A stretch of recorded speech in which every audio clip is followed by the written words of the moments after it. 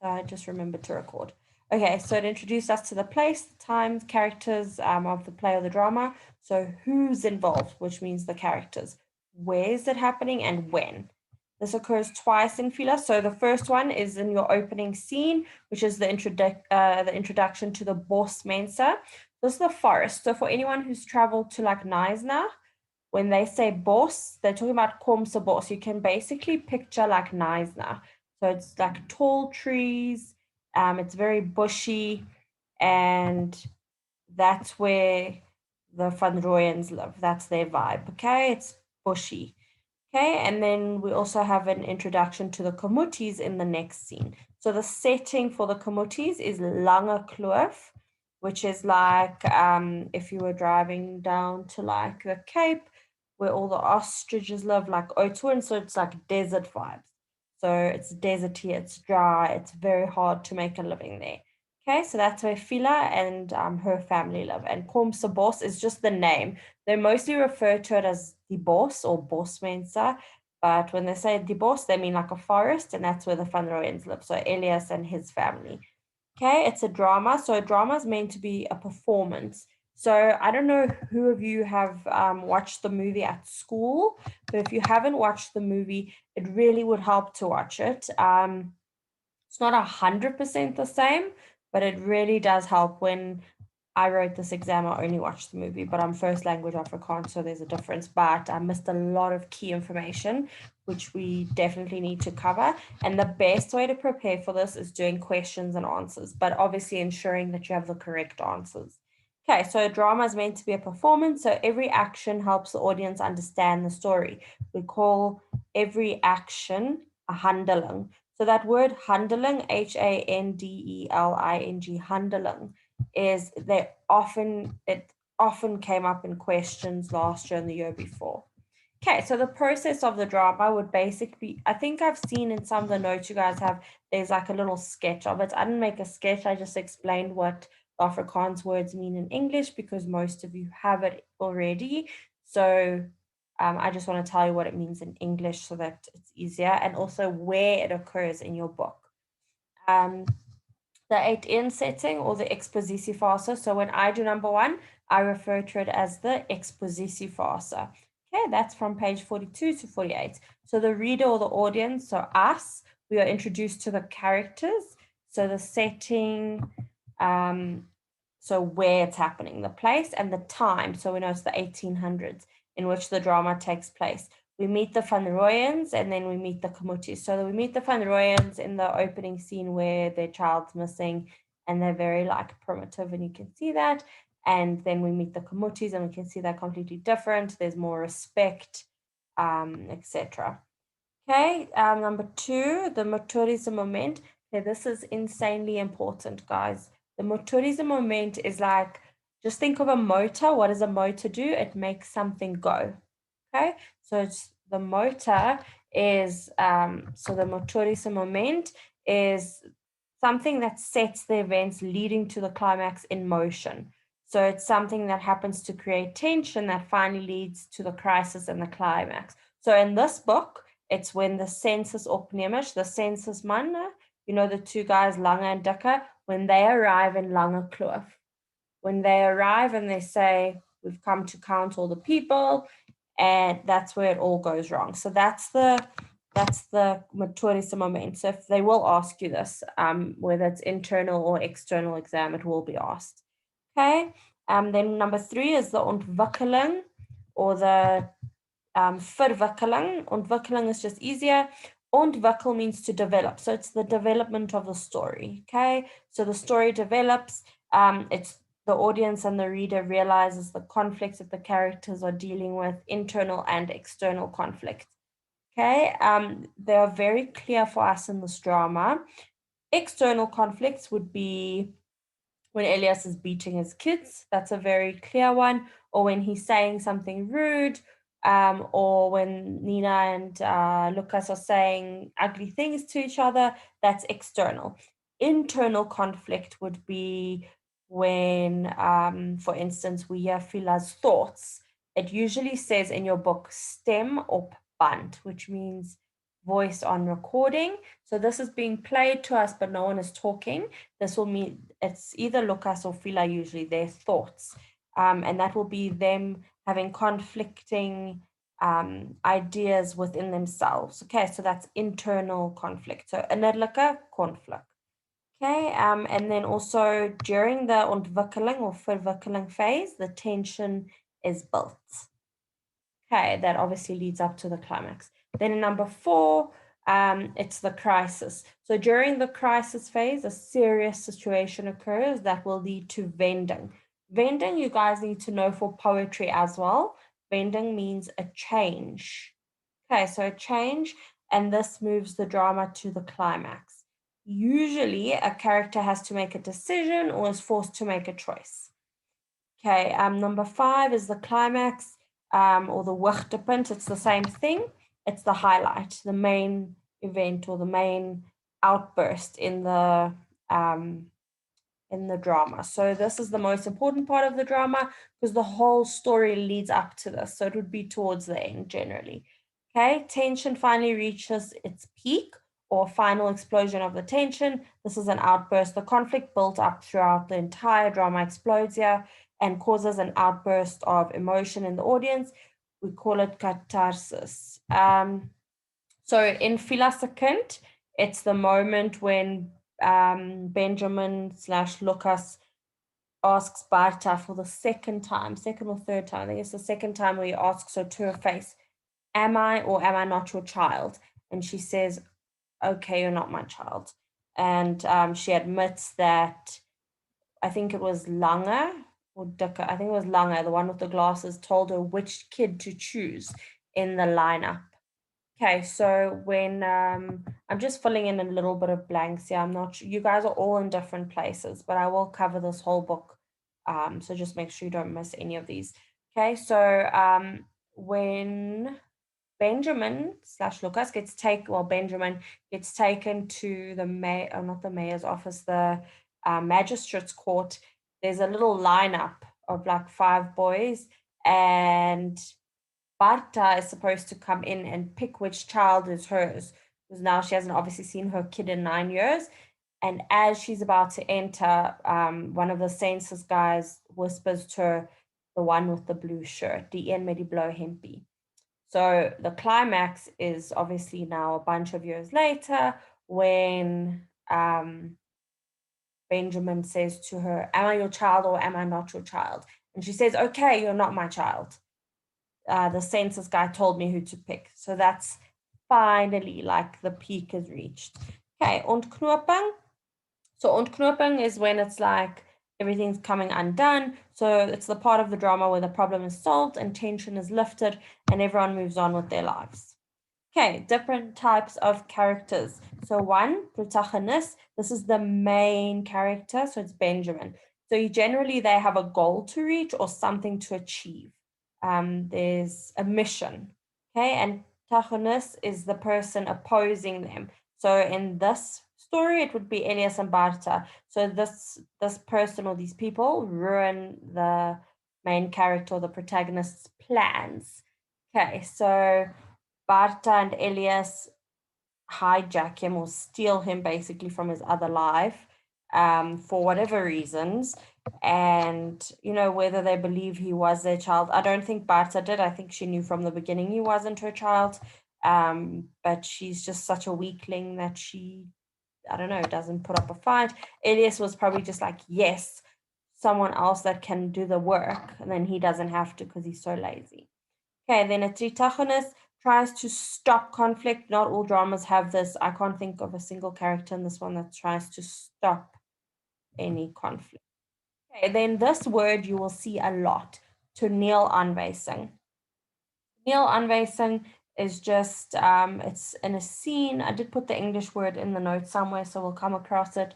So it's just when they enter extra information for us regarding the scene. So it will either be in italics or it will be in brackets. Okay, so it would be like if it says stem op band, it means that it's a voice recording. It's not, someone's not saying it, they're just thinking it. Okay, or if something says in italics, Benjamin's lie, or Benjamin looks sick. It's important information for us to understand, but no one's saying it. Okay, so we see this a lot. Usually it's printed in italics or in brackets. It gives us important additional information about the scene. It could add info about the background, the setting, the decor, or indicates a time lapse. There's a lot of time lapses in the first part of the book, and they are all indicated subtly. So with toneel aanwysings, okay. It can also indicate a character's emotion. So generally that would be, it will say stem op band, which just means voice on recording. We're hearing it, but it's not being said in the play. Okay, dialoog. You know dialoog is dialogue because it looks so similar. It's a conversation between the characters. So this helps us get to know the characters. It also, it lets us know like eienskappe, which is their characteristics, and gevoelens. So you can see, you can judge a character by the way they speak, or the types of things they say and do. It teaches us about the characters. Okay, handeling. This is an important word. It's everything that happens in the drama. Okay, so there are two types of handeling. I'm sure the guys that have started answering questions, I don't know where you guys are in your books because you're all in different schools. So the guys that have started answering internal questions in their books would have seen this word handeling a lot. Just think hands, what do you do with your hands? So it's everything that gets done, okay, in the play. There are two types. Uiterlike, uit means outside, right? So this is external handeling. Things that characters do on stage that we read or we see. It could be their facial expressions, it could be their actions, it could be something they say, their dialogue. And then there's number two, which is innerlike handeling. So internal handeling, which is internal feelings and thoughts of characters. In Fiela's kind, character thoughts are shown as toneel aanwysings, okay, which are called scene indications, which is that thing I said that is either in italics or it's in brackets. Okay, stem op band is often used. Okay, then dramatische ironie. So this is irony. They use it to be dramatic. It occurs when one or more characters don't know something that the reader audience already knows. So this type of irony is used to release tension or to create humor. A good example I can think of in Fiela's kind is when Benjamin starts crushing, when they're older, Benjamin starts crushing on Nina, and obviously he wouldn't be crushing on her if she was really his sister, and he avoids her. So he avoids her and he's like a bit off with her, and she's like, why won't you play with me anymore? And she doesn't understand, but we as the audience knows that he's attracted to her. She doesn't know, so it's dramatic irony. Okay, Tyd is the time of Fiela's kind. Fiela's kind happens in chronological order, or chronologische order, which is the Afrikaans way, which is just chronological order in English. It's happening in the order of time passing, which does make it easier. It doesn't flip between, there's a lot of movies that like will flip between, it's 1999 now, then they go to 2010, then they flip back to 2003. So this is not, it's in chronological order, which makes it a lot easier to keep up with, especially since it's set in the 1800s and we don't know anything about that time. Okay, so it runs over 17 years, the book. So from when Lucas Van Royen is 3 years old until Benjamin finds himself at around age 19, 20. So he's about 19 or 20. And Nina's about, I think, 17 or 18. Okay, so it's 1865 until 1882. It would be quite a cruel question to ask you when it was set, but I think the ages are more important. But who knows, your teachers might want to test how much you know. So it's not a bad idea to write down the dates. Okay, but the ages I feel are more important. Okay, parallella and contraste. So parallels and contrasts. There are no parallels between the two families, only contrasts. Okay, so the Kamutis, so this is Fiela's family, right? Where Benjamin is, well, he lives from age 3 until age 12. Okay, so they're the brown family, so colored family. Okay, kleerlinge. They are looked down at because of their race. So you can see the way that lange and dikke, so lange is the tall one and dikke is the fat one. The way they speak to them, they use the word neerhalend. They speak down to them just because of their race. Okay, and then number 2, Kamutis are hardworking, they're proud, they're religious, they have values, and they're well off, they're not poor. So they have like a lot of different farming things that they do. We'll go into that to make money. So they are well off, they eat well, they dress decently, they go to church, the kids go to school, except Benjamin. Yeah, okay. And then number 3, the Kamutis are strict, but they raise their kids with lots of love. So they are strict. They do want their kids to have manners, but they will not be hooligans. Okay, but they're raised with love. Okay, then the Van Royens, number 1, they are white, so it's a wit gesin. I just wrote the word gesin there because a lot of people would write the word familie, and familie actually means your extended family. It doesn't mean your immediate family. So gesin would be mom, dad, and kids. So wit gesin, they are considered privileged because of their race, but live in worse circumstances. So like Fiela's house is secure, it's tidy, it's well looked after. The Van Royens have like a permanent leak, and the dad doesn't fix it, and the kids are always have like booger noses and snotty noses because they are permanently having colds because their house is like not like it rains in and they constantly get wet. Okay, number 2, the Van Royens are poor. They live off like sweet potato mostly. They are lazy, primitive.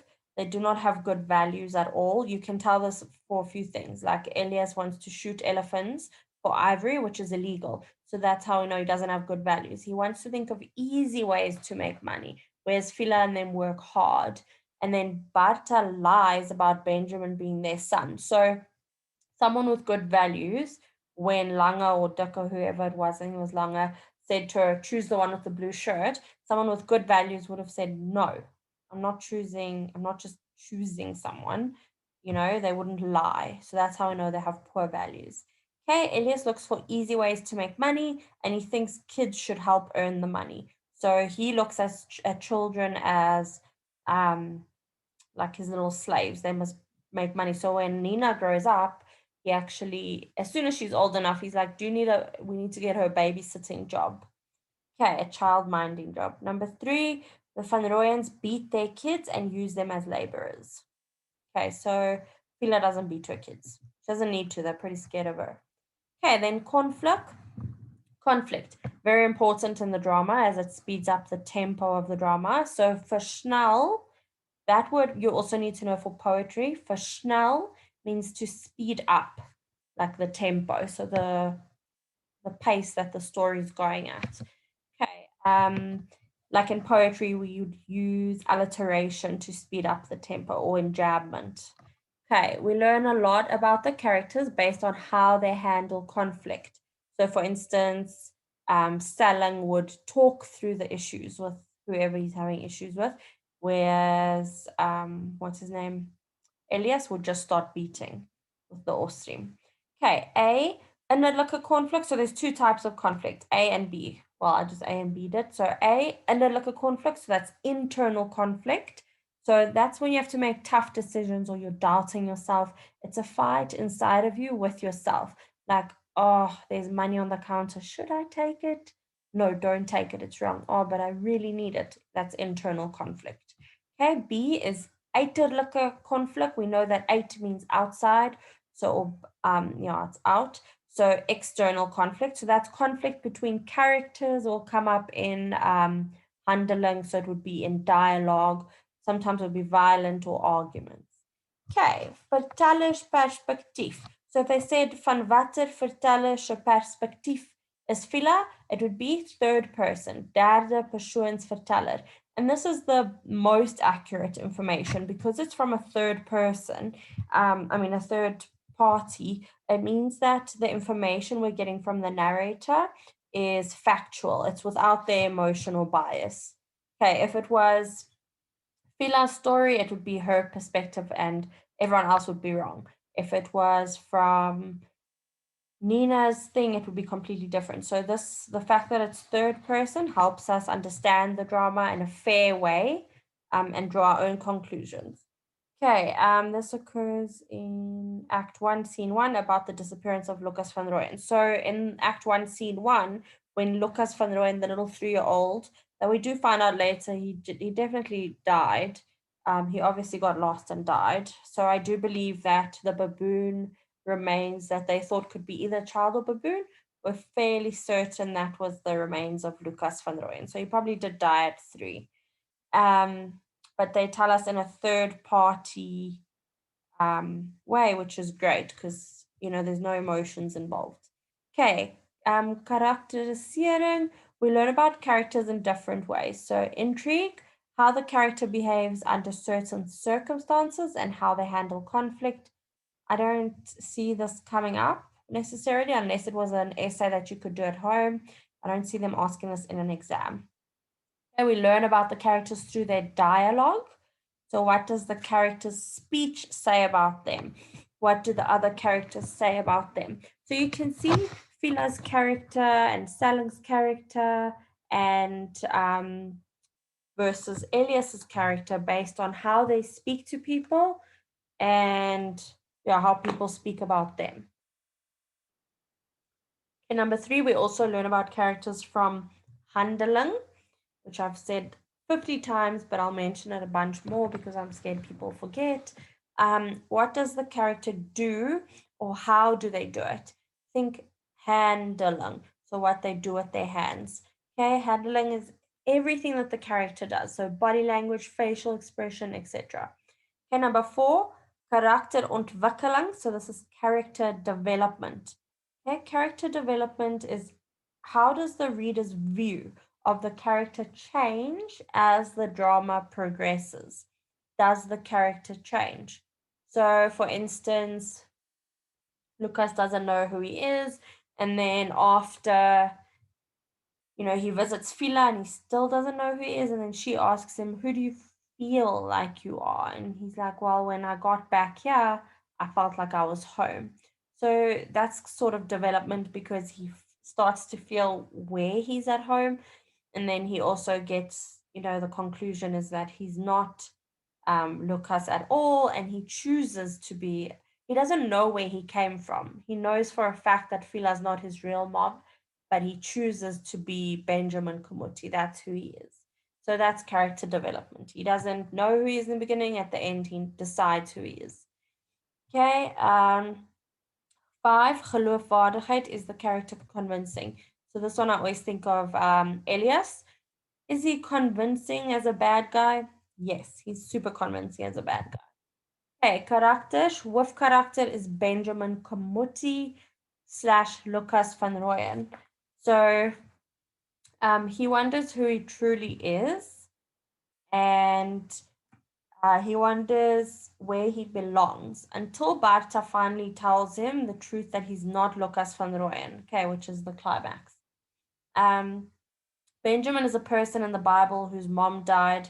So there's some intertext to the Bible. Benjamin is a person in the Bible whose mom died when he was born. Benjamin's story is parallel with the biblical story as he's left without a mom at the age of 3.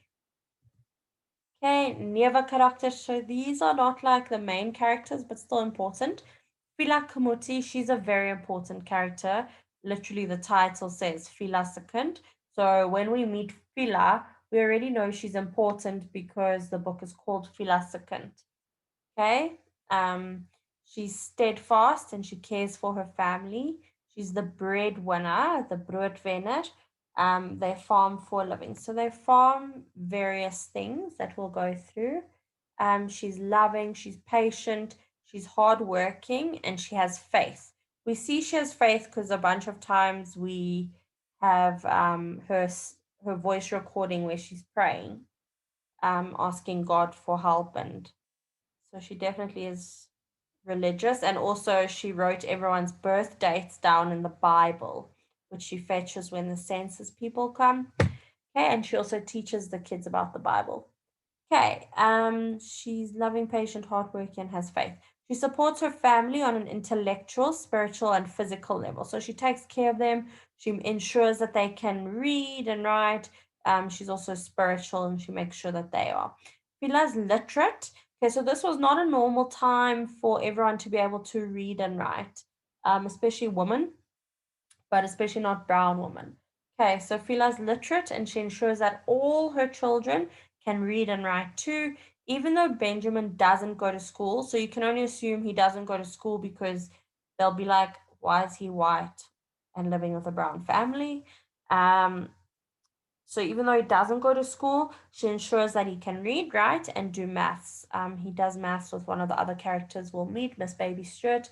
She makes sure that he knows about the Bible too. She's strict, but she's fair, and her children have good manners. Okay, Salan Kamuti is very sickly, but he still does what he can to work with his hands to contribute. We'll go a bit more into that. The Kamuti children. So I think 2 years ago, in one of my students, it was bad, asked me, "Do you think we need to know their birth dates?" And I said, "No, that would be insane." And then they asked. It was at Branston High, if I'm not mistaken. They asked for their birth dates, I think, of some of the Kamuti kids. So definitely worth, like, at least being able to like match them up, or knowing their ages. Okay, so the Kamuti kids, so Benjamin's siblings. Kitty Kamuti is the oldest. She's born in 1856, the 4th of Jan, so she's 14. David Kamuti, he dies later. Ultimately, that's why Benjamin comes back. I think he dies from a spider bite. He's born on the 2nd of March, 1857. He's 13 years old. Toli Kamuti is born the 17th of November, 1856. He's 11 years old. And then Emma Kamuti is born on the 6th of Feb, 1860. She's 10 years old. Okay, and if you're looking for this in your book, it's where she reads the dates for the census opneemers. Okay, the census people. Okay, die Van Royens. Elias Van Royen, he's manipulative. He's very manipulative.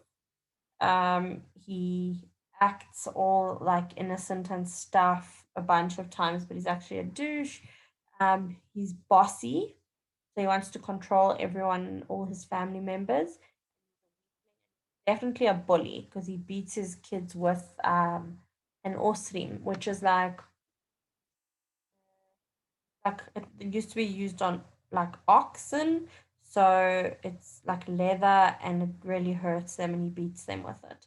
Okay, he forces his children to listen to him by using violence. So I just wrote that in Afrikaans so that if you see the word you can recognize it. Elias is gewelddadig. So Elias is violent. Okay, he beats his children with an osrim. Osrim is that word that I was just explaining. It's part of like what they used to put oxen together with to pull a wagon. Okay, he views his children as laborers that must help bring in money. So he's like, cool, as soon as they're big enough to work, they must come work and then he'll take their money. Later, when he forces Nina to get a job, he also takes her money every month. Okay, he's uncivilized and he's rude and he has no pride. He's proper savage. Okay, super lazy. He tries to make sneaky plans to make money without working. So right at the beginning of the book, Barter brings him coffee, and as soon as he hears her coming, he pretends to be standing and looking and thinking about work, but he's not. He's actually just chilling. Okay, he's dishonest and he's willing to kill elephants for their ivory, which is illegal. It was illegal back then already, and he's willing to do it for money just because he's lazy. Okay, Barta van Rooyen is his wife. She's pathetic and tragic. These are not my words, these are words from books explaining her. So she's a weakling. She's the opposite of Fiela. She's a weak character that allows Elias to overpower her and beat their children. So at one stage, he wants to beat Nina and Benjamin, who he thinks is Lucas. And then she's like, okay, well, she offers to hold Nina while he beats her. So that's not normal. A normal mom wouldn't allow that.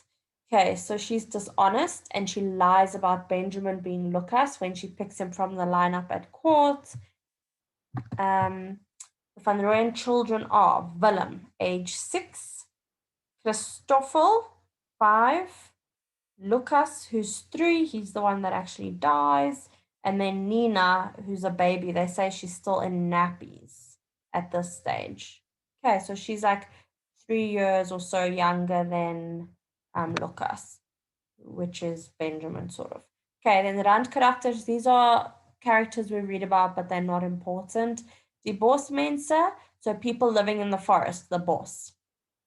Okay, Christian Small, I accidentally repeated that. Marley, Tantgertjie, Sophie, Anna Martins, David and Christian Small, that's dad and son. The Boswachter. So when you see Boswachter, you see him a few times in the book. It's like the forest police. They didn't need a lot of police back then. Okay, people in the Lange Kloof. So those are the people living near Fiela and them. Koos Weermeyer, so he was the owner of Oude Wolwekraal. So Wolwekraal is the name of the farm that Fiela lives on, right? But it used to be called Oude Wolwekraal, okay? And that just means like old Wolwekraal. So he left the land, when he died, he left the land to Fiela's father, okay? And then obviously Fiela inherited it from her father, if that makes sense. So Koos Weermeyer left it to Fiela's dad. When he died, Fiela inherited the land and now she lives there with her family. Okay, then there's Auntie Maria, there's Miss Baby Stewart, she's the one who teaches Benjamin maths. So they just say somme, which means sums. Okay, the Lachans are the neighbors, and like way later in the book, Fiela buys their land for Benjamin to start a life on. So even after he's been taken away, she still like has hope that he'll come back, and she buys that property for him. Okay, next door to them. The Knysna people, the Knysna mense, so Lange and Dikke, those are the census opnemers. Census opnemers is a big word, but it's just the census people. So there are people from the government that go around the country and they just count people for the government so that they can know how many people live in the country. Okay, then there's Mr. Goldsberry, who's the magistraat, the magistrate, which is at court. And then the constable, who I think Fiela gets in trouble with him later. Okay, then this is a quote. This is a quote from, sorry, I was going to see something. Okay, this is a quote from the climax, okay? So this is when Benjamin finds out that he was lied to and he was taken and he shouldn't have been taken. Okay, he finds out that one of the census guys gave Barter and said, or told her which one to pick. So die een met die blou hempie on. So sometimes in your past papers, if you look, there'll be a quote. Then they ask questions based on the quote. So that's why this one's here. Die een met die blou hempie on. So the one with the blue shirt on. Een man se wil, so one man's will. Een man se mag, one man's power. Ek kan hom met my kaal hande vermoor. I could murder him with my bare hands. Die een met die blou hempie on, the one with the blue shirt on. Een simple sin, so one simple sentence. Een simple sin wat Fiela Kamuti soos 'n mal ding oor die berg laat loop het en selling die pad hoe lank laat dophou het. Ek is niemand. Okay, so one simple sentence that sent Fiela running over the mountain like a crazy person and left selling, watching the road for years. I am no one. Okay, so that's Benjamin's thoughts. So it's opband, it's a recording. Okay, Barter admits to Lucas / Benjamin that she only chose him because the census man had told her to pick the boy with the blue shirt. Benjamin decides to return to the Lange Kloof to his people after he's done filling in for Khalil on John Ben's boat. Okay, I'm going to go through Act 1, Scene 1. So these are just I've just made some notes and I'm going to go through summaries of Act 1, just so you guys know some information on it. I'm not sure who knows what. You're welcome to send questions, but we will do in depth because there's only 3 acts, so it's not that much. Okay, so in Act 1, Scene 1, which is page 42 to 46, we meet Elias Van Royen and his family, Barter, his wife, and his 4 children, Willem, who's 6, Christoffel, who's 5, Lucas, who's 3, and Nina, who's a baby. We meet members of their community, and we call them die bosmense. People, sorry, I just want to read the question. Hi there, how do we get the notes at the end? I guess I will send, I've actually sent notes on the group. So if you guys are on the WhatsApp group, I'll send the notes there again. So just ensure you're on the WhatsApp group. At the end of the lesson, my number will be there. If you're not on the groups, you can just send Afrikaans CAPS groups or CAPS matric groups, and then I'll send you the links. But I have posted these on the groups before. Okay, so we meet members of their community, the bosmense, people that live in the bos, the forest. It gives us more information about the setting, which is the bush. The full name of that place is Komse-Bos. So Komse-Bos is so simple, but if you keep like saying die bos, die bos, die bos when you're doing your notes, and then the question in your exam is, wat is die naam van die bos, and you can't remember Komse-Bos, then that would be super annoying. So it's worth writing these things down. Okay, this is part of the expositie fase, where we are introduced to the characters, setting, and the time of the drama. Okay, the Van Royens are busy with their daily tasks when they realize that Lucas, their youngest son, is missing. They search for 8 weeks and they never find him. On the day of the disappearance, the mist is very thick and this contributes to him not being found as it interferes with the sound traveling, meaning Lucas can't hear people shouting his name and they can't hear him calling. Elias stays optimistic and can't believe their son is gone until the police calls off the search. Barter and Elias are both emotionally distraught. We learn more about the Van Royen's life circumstances, which is lewensomstandighede. They are poor, so they are arm or armoedig. Elias wants to fix their house with sinkplate, which is corrugated iron, which he won't pay for either. So he'll just go pick it up somewhere. Okay, then Act 1, Scene 2. Oh, I'm lying. I skipped some. Okay, then, sorry, the rest of Scene 1. Elias is very lazy. When Barter brings him coffee, he pretends to be working. We also see Elias's view on life. He only has children so that they can work and earn money for him. He also considers onwettige bedrywe, illegal activities, to make money easily. So he wants to shoot elephants for their ivory. This is all definitely in the notes that I've sent, and I will resend on the group, promise. Okay, some vocab. Aflei is to conclude. Afleidings is conclusions. Spreekbeurt is speaking turn. Gedagtes is thoughts. You guys can go through the notes when you receive them. I will send them again. I'm sure some of you have printed them, but if you have not, definitely worth printing or writing it out. Okay, Act 1, Scene 2. This is also part of the expositie fase.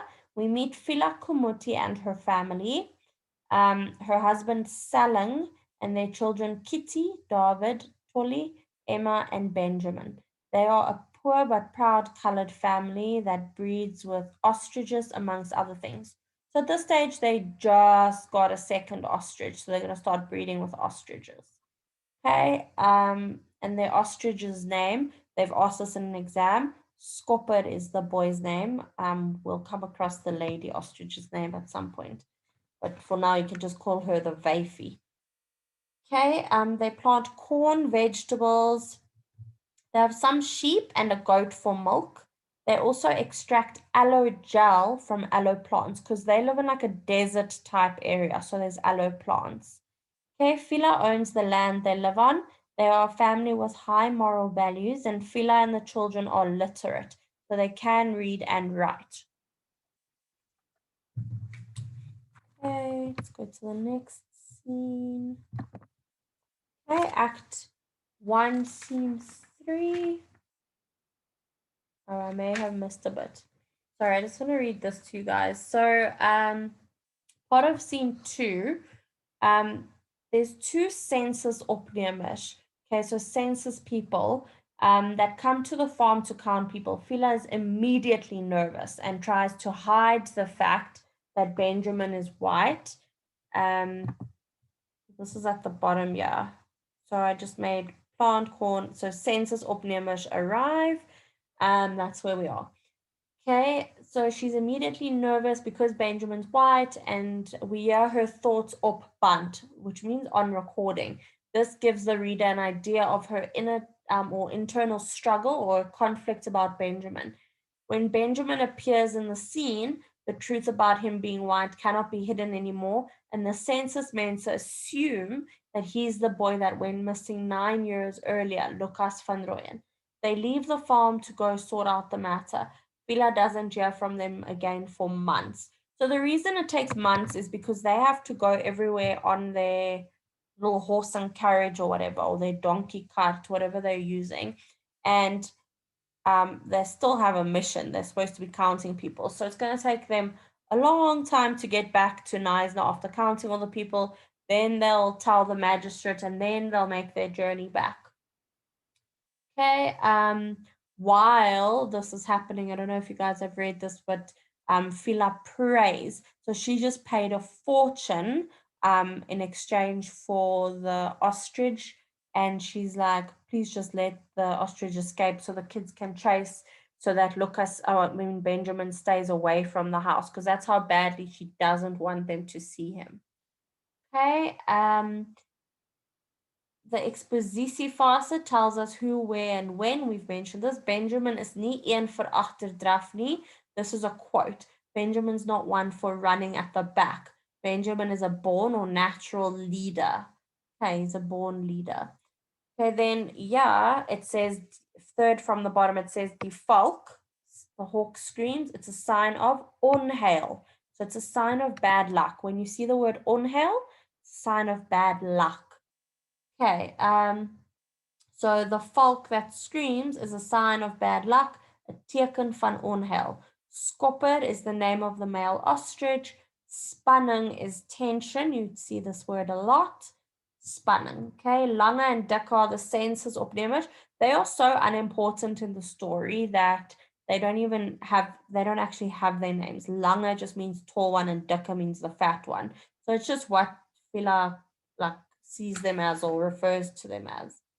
Okay, and then the census people that work for the government, they speak to Fiela with zero respect. They call her Vrou, like woman. Okay, and then Benjamin is Fiela's Hanskind, or her Hanslam here at the bottom. Just means that you're being raised by someone who's not your biological mom. Okay, so she did try, when they ask her why she didn't return this child, because they say, how can you allow a white child to live with you? You know this is wrong. She said she tried a few times to return, and she tells them every time she tried, just didn't work out. Okay, Act 1, and then he was so attached to her. He was fast on her rock. He was already super attached. Okay, then Act 1, Scene 3, the Van Royen's house. The scene is at the Van Royen's house, which we know is in the bos. Elias tried to set a trap for the elephants.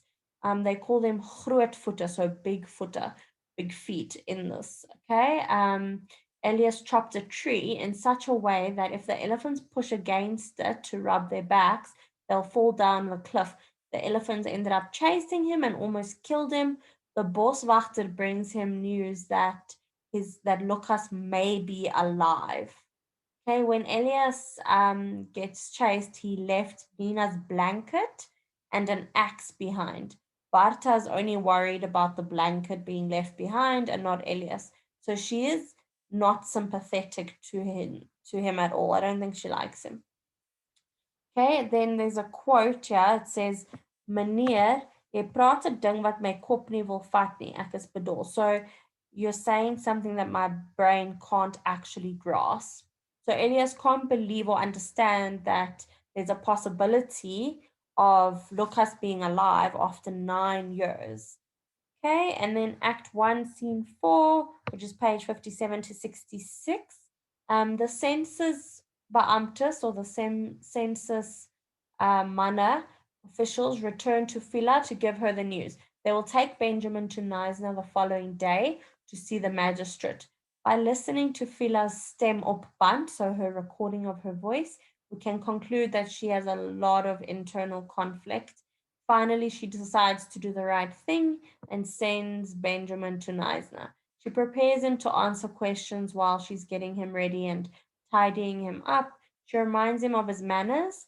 Fiela and Benjamin are both clearly very scared.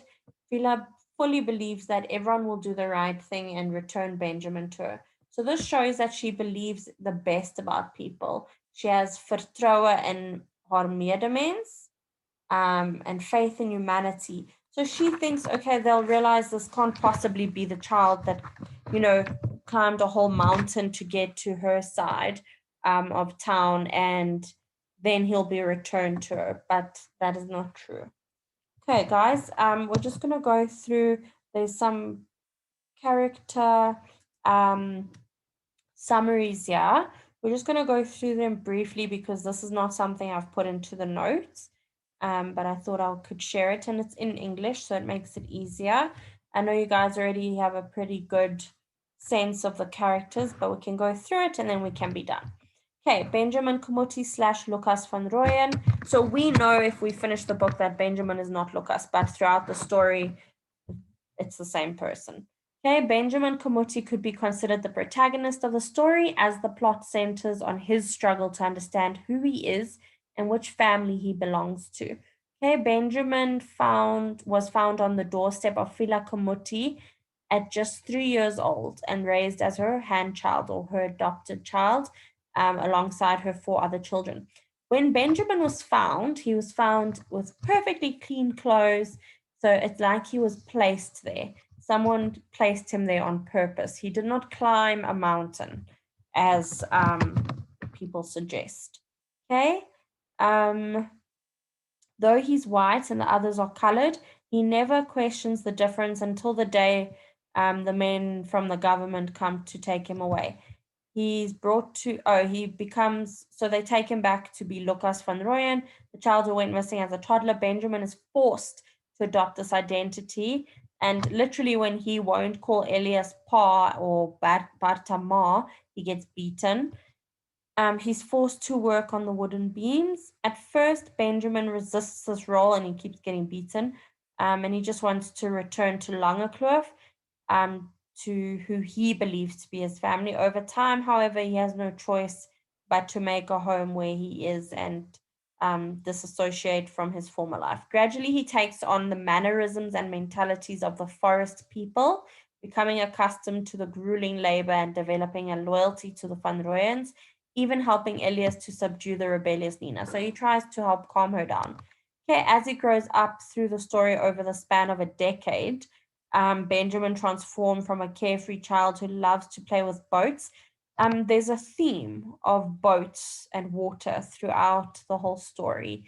So he might have been, so that it's suggested that he might have been a child who one of the boat ladies just put by Fiela's doorstep. Okay. He becomes a young man feeling confused about his place in the world. Finally, as an adult, Benjamin's able to break free from the Van Royen's grip and take some space by the seaside, where he starts to doubt the original story of him being Lucas. Through the help of Nina, along with Barter Van Royen's ultimate confession, Benjamin receives the clarity necessary to make an informed choice about who he truly wants to be. Beyond others' projections of him, between the Van Royens and the Kamutis, Benjamin decides that the latter family that truly is that truly feels like home. So he decides. So even Fiela says to him, who do you feel like you are? Okay, Fiela Kamuti Fiela Kamuti is a woman living in the Lange Kloof with her husband Selling and her 5 children. She defies all of the racist stereotypes of a black woman / colored woman at this time. She's educated, hardworking, and wholly self-reliant. So they completely rely on themselves. Okay. She's also very loyal. She became the matriarch of the household after Selling was sentenced to prison and his health deteriorated. She's constantly on top of the daily work, making sure everyone's occupied with a chore, believing deeply in the Protestant value of a strong work ethic. Her deep morality is evident in many of her actions, such as the fact that she took Benjamin, an abandoned child, even though he is of a different race. So she took him in, but she also tried to return him many times, like 3 times. We also see her compassion in the loving way she treats her ostriches. Skopper, so ignore the word kicker, it's just what Skopper means. His name is Skopper, Skopper, and then Polly is his wife. So the new ostrich that they just got for Skopper to start breeding. Okay, rather than seeing them solely as a source of profit. She's a religious woman. Fiela is constantly dialoguing with God, especially when times get tough and she feels she has been abandoned by her creator, not understanding why she has been made to suffer so much. This is a contradiction of Fiela's character. On the one hand, she presents a tough and independent image, which is in many ways a reality. And on the other hand, under the shell of a self-sufficiency, she has been forced to adapt to response in difficult life situations. There's still the softness of her maternal instincts that seeks comfort and emotional release. So all they're saying is that even though she's so hard, she's living in a desert with all these kids. Her husband can't work that much, so she has to be really tough to make it, but she still has a softness to her. Okay, if Fiela has a flaw, it's that of pride, as we see in the way she resists admitting to Petrus, someone who could potentially help her, that Benjamin was taken. Perhaps in a reaction to the unfair prejudices towards Black people at this time, Fiela seeks to prove that she and her family are utterly capable, yet this often comes at the expense of pushing out support when it's most needed. Still, Fiela's fierce loyalty to her family and her perseverance when it comes to getting Benjamin back demonstrate a strong feminine leadership that is continually contrasted with the tyranny presence of Elias Van Royen. Okay, I'm just going to go to Selling. Selling is the husband of Fiela. While their children were still small, he impulsively killed one of the neighbors and was sentenced to prison for several years. During this time, he was forced to work on the construction of the road going from Langekloof to Knysna. Although he was pardoned earlier than expected, the hard labor destroyed his health, affecting his ability to provide for his family, thereby requiring Fiela to take the lead role of the household. Okay, though his physical weakness makes it difficult for him to work, he still uses his hands. He's no less devastated than Fiela at Benjamin being taken. Okay, this is further driven home when Benjamin eventually returns and Selling's health improves. So when Benjamin gets taken, Selling basically becomes bedridden. He stays in bed. And then when Benjamin comes back, he heals. So he's like heartbroken when Benjamin gets taken. Selling's calmness and level-headedness are depicted in the complementarity to Fiela's volatility. So Fiela's like aggressive and strong, and Selling's chilled. Okay, and when she's going to Knysna, he says to her, please be polite to the magistrate. Okay, Emma, Kitty, David, and Toli Kamuti are the other children of Fiela and Selling. They mostly play a peripheral role in the story. David is described as the sibling whom Benjamin is the closest and who's the most supportive of his parents. His shocking death from a spider bite brings further despair to his parents, yet it also serves as the catalyst for Benjamin to return home. Okay, so it's important to know that that's the reason he goes home when he hears the news. Okay, Elias Van Royen. Elias he makes wooden beams that people use to like build homes and stuff. He lives in the forest with his wife Barter and their 4 children. From the beginning of the story, Elias is shown to be stubborn, hostile, and shut off from his emotions. When his 3-year-old son Lucas goes missing, Elias denies the possibility of it until the last possible moment, as if not wanting to deal with the reality. He's constantly feeling annoyance towards his wife and children, seeing them mainly as vessels to serve him or help him make money. When Lucas has supposedly been found 9 years later, Elias mostly thinks about how the boy can be used for work. The narrative occasionally takes us into Elias's point of view. Yeah, we witness his paranoid train of thoughts, constantly comparing himself to the woodcutters. So he's the only one in the area that does not cut wood. He's not a woodcutter as a living, and worrying about how the forest elephants might kill him.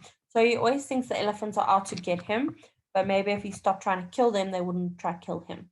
Okay, as a result of Elias's obsession with money and status, he concocts several elaborate plans to trap the elephants and steal their ivory, through which he believes he can finally be free from the grueling work of beam making. So he wants to do illegal things so that he doesn't have to work hard. So he's terrible.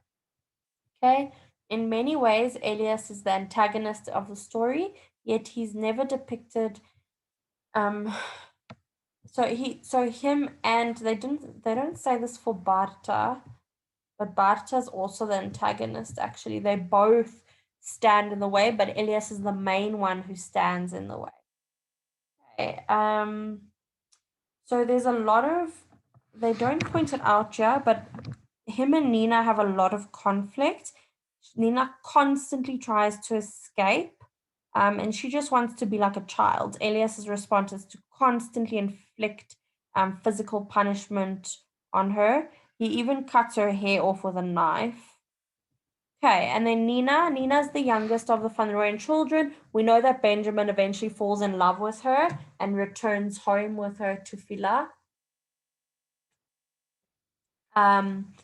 But for a while there, they think they're siblings, right?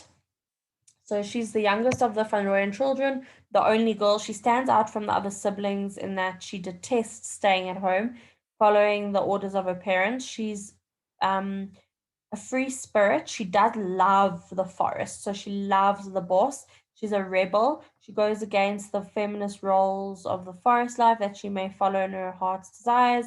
Her deepest love is the forest itself, the trees and the animals. When she gets her own mouth organ, oh, okay, so she gets a flute. She enjoys nothing more than mimicking the birds.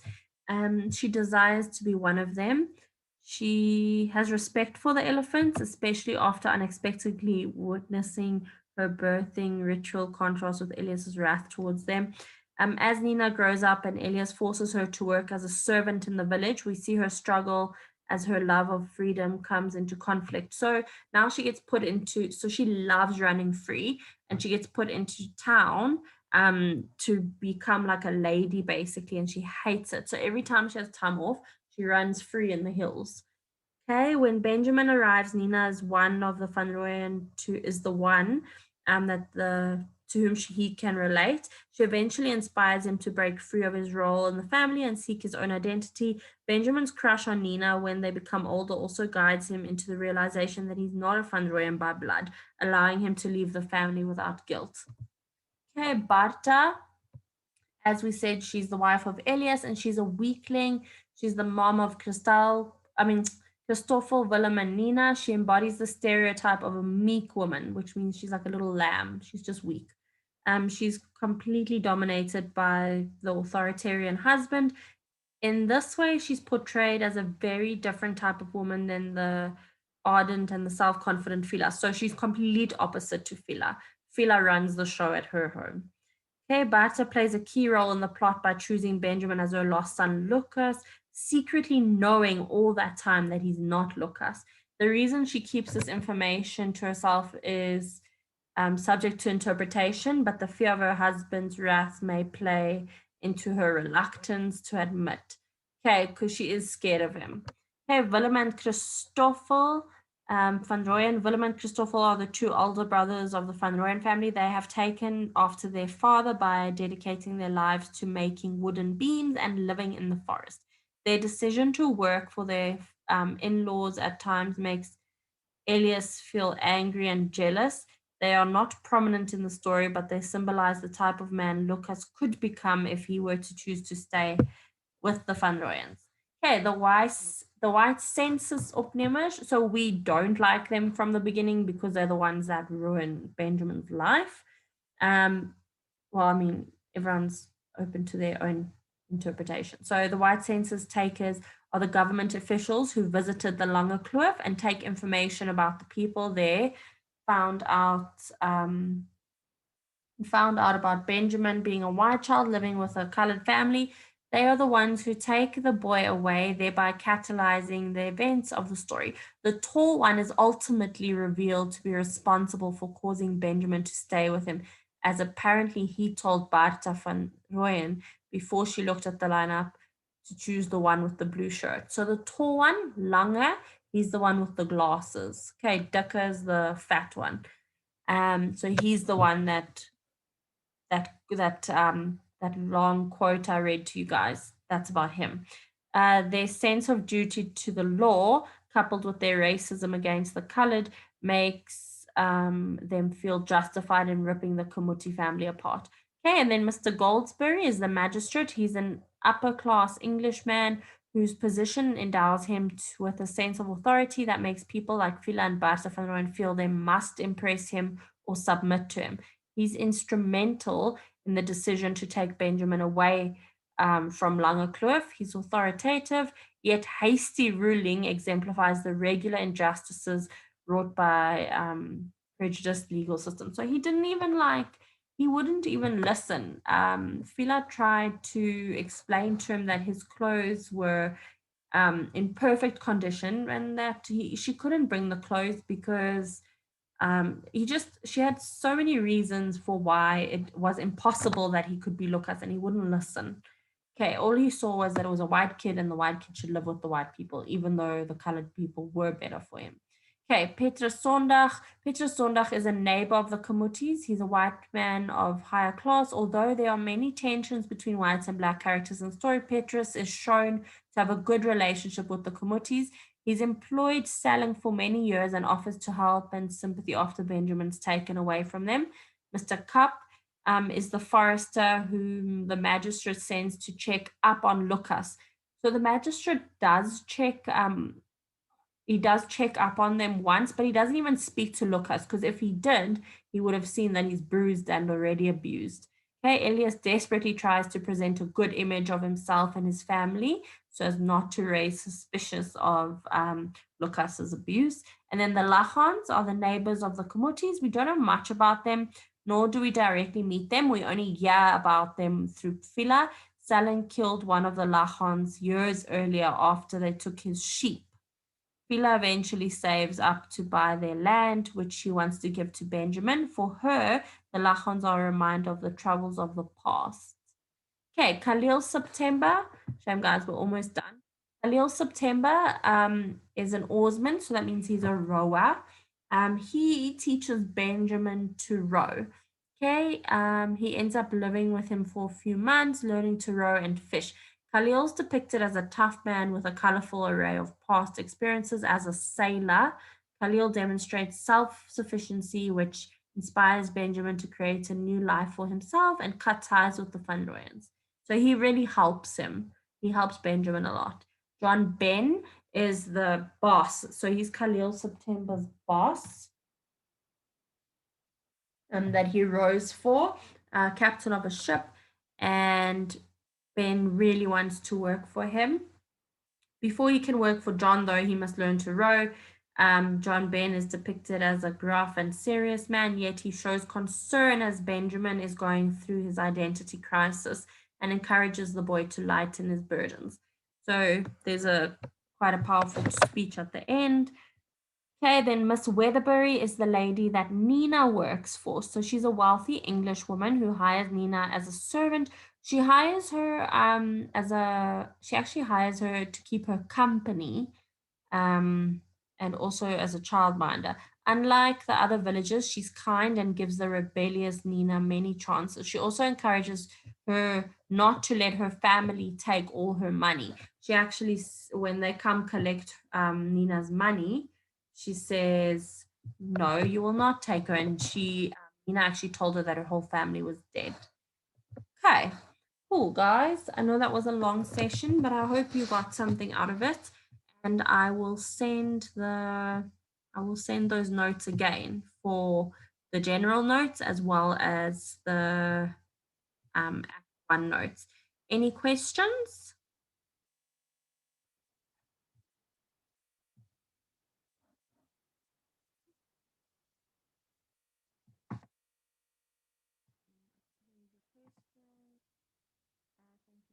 You're welcome. Pleasure. Hope you guys we'll send the new upcoming ones on your groups. Cool, guys. Have a good evening. I hope it helps. Pleasure, pleasure.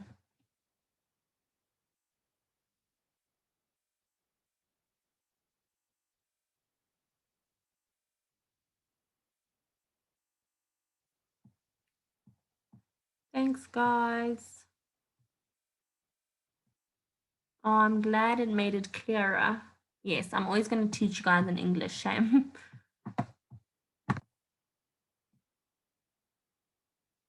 Cool. Have a good evening, guys.